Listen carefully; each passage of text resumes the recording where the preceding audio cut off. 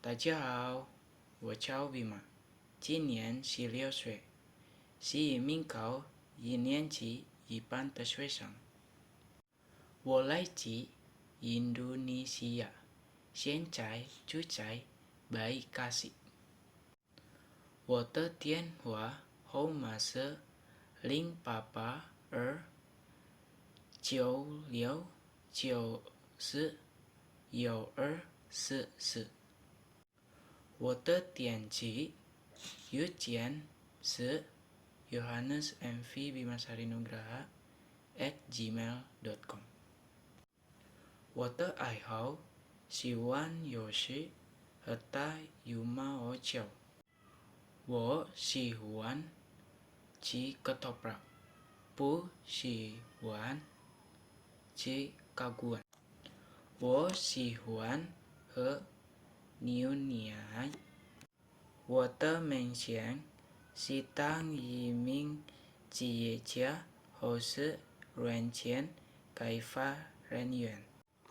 谢谢大家。我早上5点半起床，然后我起床后祷告，接着我整理床铺，我可以备白开水，然后我刷牙，然后我洗澡，然后我穿衣服，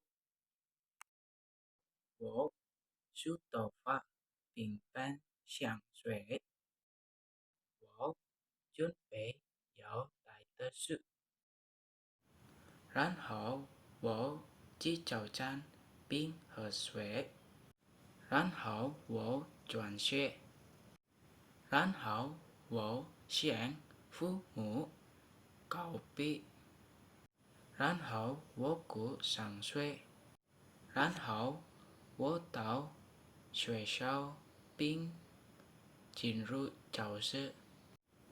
早上7点我在上课前祷告，然后我学习物理课，然后我学习数学课，然后我休息并吃午饭，然后我买了烧麦，然后我学习宗教课，然后我学习信息技术，直到下午2点，然后我准备回家，然后我在上完课后祷告，然后我打扫教室，然后我回家，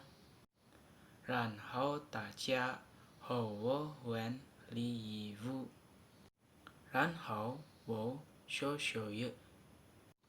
下午5点半我洗澡，然后我吃晚饭，然后我玩游戏到晚上9点，然后我刷牙并洗脸，然后我做工看小说，然后我睡前祷告，随后我在晚上9点半睡觉了。